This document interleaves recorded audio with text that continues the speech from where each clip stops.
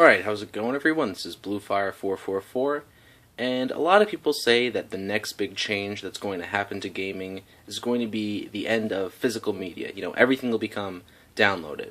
And yeah, I think that will eventually happen. But I think the next big thing that's going to happen is going to be the end of portable systems.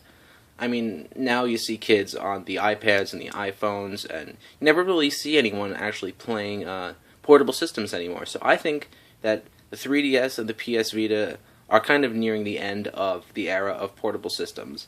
And I've always thought that Nintendo have kind of been the king when it comes to portable systems. So this is kind of my tribute to all of my Nintendo portable stuff throughout the years.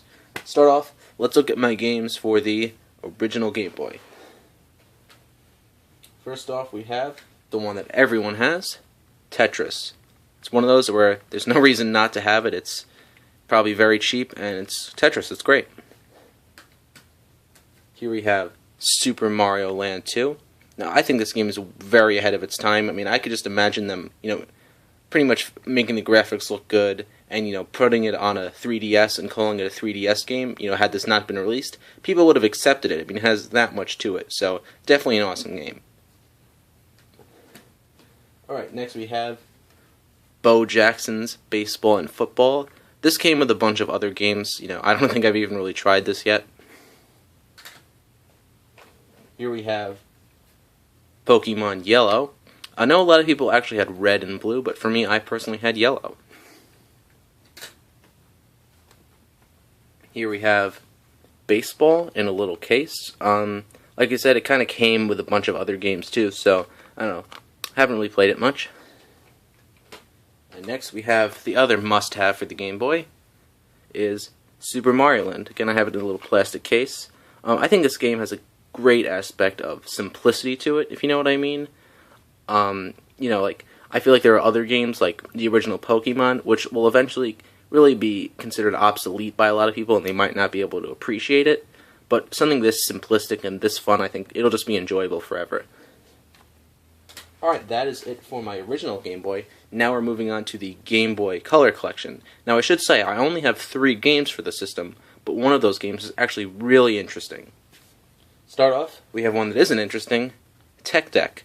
Now, if you were like me and you grew up in the late 90s, early 2000s, Tech Deck was kind of cool. This itself is just a kind of crappy overhead skating game, so it's okay. Here we have Super Mario Bros. Deluxe. I think this is the definitive way to play the original Super Mario Bros. It kind of takes the same gameplay and gameplay mechanics, but it adds so much more replay value to it. So I think this is the best way to play the original Mario Bros. Super Mario Bros. Excuse me. All right, here's an interesting game I have.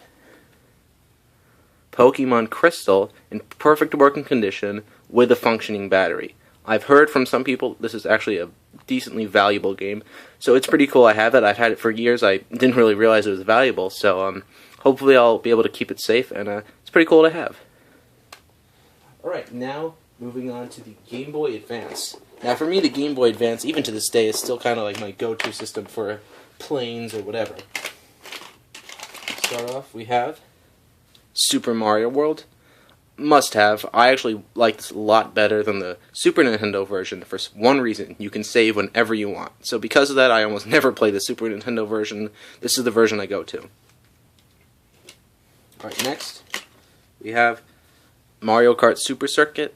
Now, when it comes to portable Mario Karts, the 2 preceding ones after this blow this out of the water. Like Mario Kart DS and 3DS, that's really more of a that's really more about your opinion, but this definitely feels outdated, but nonetheless it is Mario Kart, and especially if you have people with a link cable you can play to, it's Mario Kart, it's a fun game.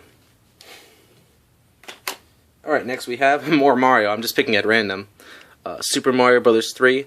I never really loved this one as much as I did Super Mario World, but nonetheless, this is an awesome game, and I think still one of the best things about these Mario Advance games is the inclusion of the original Mario Brothers on every cart.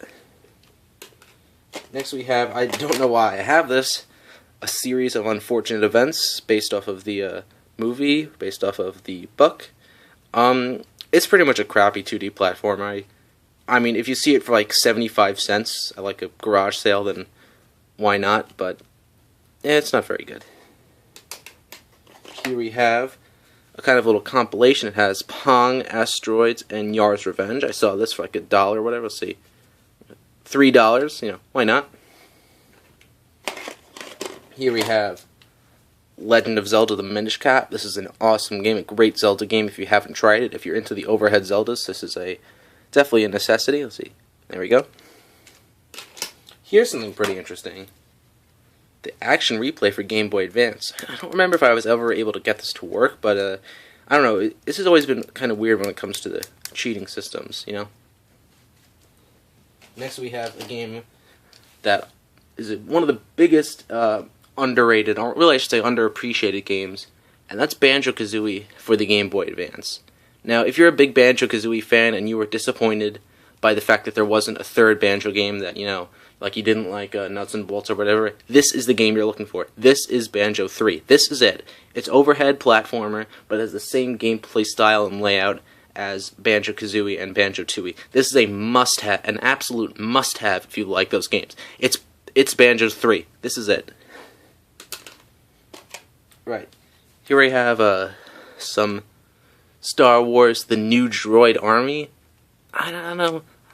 You'd think like a Star Wars game for the Game Boy Advance would be like the Super Nintendo games, but it's kind of its own thing, you know, so it's not very good from what I remember. Here we have a game I've had for as long as I can remember, Frogger. Frogger's Adventures. This is like not traditional Frogger. They kind of made kind of an adventure game out of the Frogger gameplay formula, and it's pretty good. It actually has a pretty decent challenge to it. So if you're looking for something a little challenging, this should keep your interest for a little bit. Alright, next we have, with a ripped label, Yoshi's Island, which is probably my favorite 2D platformer ever. This is an obscenely awesome game. As you've seen, this game has been absolutely overplayed. This is an awesome game. Whether or not it's Super Nintendo or Game Boy, this is a must-have for 2D platformer fans. Must-have. And finally, we have Namco Museums. This is kind of like it's kind of similar to that other one I showed you. It's a bunch of, old Namco games, so pretty cool. Alright, now moving on to the Nintendo DS, as I just put these away. Alright, on to the Nintendo DS games. First, I'm going to show you my ones with boxes, then I'll go to the loose ones. First, we have Tetris DS. This game is really awesomely fun if you're into Tetris. It also has a lot of other variants to it, so this is a really fun version of Tetris. Here we have Rafa Nadal's Tennis. This game is a piece of shit. Here we have New Super Mario Brothers, back when, there was only one of these, and now I can't even keep track of all the new Mario 2D platformers, but the fact that this existed was awesome, and luckily it was a good game too. Here we have Mario Party DS. A lot of people didn't like the Game Boy Advance version of Mario Party, but I think Mario Party DS was awesome. It was a great party game to play with other people who had DSs.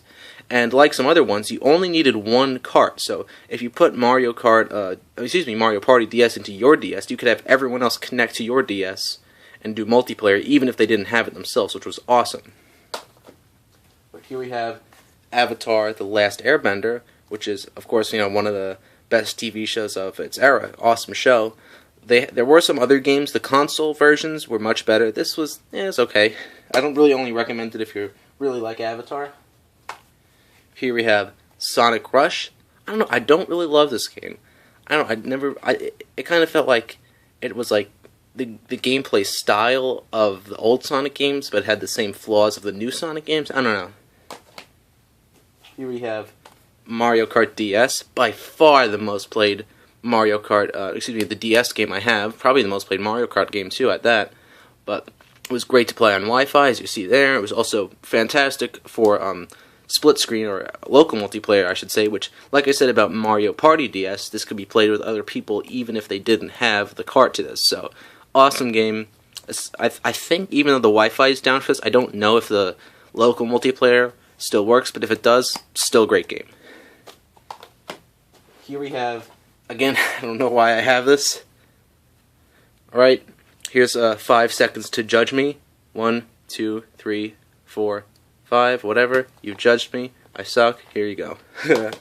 Alright, here we have Nintendogs, Chihuahua and Friends. This was a pretty cool game, actually. They tried to make a pet simulator that wasn't over the top or whatever. They tried to make it realistic, and for that, it wasn't bad. It's pretty cool. Alright, moving on to my loose DS games. Here we have one with an accessory. We have Guitar Hero on Tour with the little guitar. Now, you might think that this is like a piece of shit, it can't be as good as the other ones. It actually is pretty much just as good as the other Guitar Heroes, just with one less fret. So, if you like Guitar Hero, this is actually worth trying. Alright, now we're going to move on to the rest of my loose DS games. Here we have the first DS game I ever had, actually, Tony Hawk's American Skateland. It didn't have as much as the console versions, but for what it is, it's still pretty fun. So you can get it to focus. There we go. Alright. Here's one that's probably one of the ones I play the most now when I play the DS. Mario 64 DS, one of my favorite games ever. I don't like it as much as the original version, but it has its little things to kind of differentiate it from it, so it's still definitely worth having. Here we have a game that you would not think is good on the DS, but actually it is. Zoo Tycoon 2. I remember actually playing this on the PC a lot, and when I was younger, and really enjoying it. And it's actually pretty similar to the original version. Here we have Castlevania for the DS. I'm not a huge fan of the RPG-ish ones like this is. I like the older ones better, but it's still pretty good. And finally, we have Diddy Kong Racing. Overall, it has more, as a single-player experience, it's probably better than Mario Kart. But for multiplayer, I don't know, I kind of felt like races were a little more boring in this. Excuse me.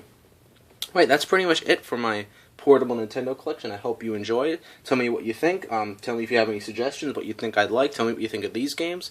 And just thank you for watching.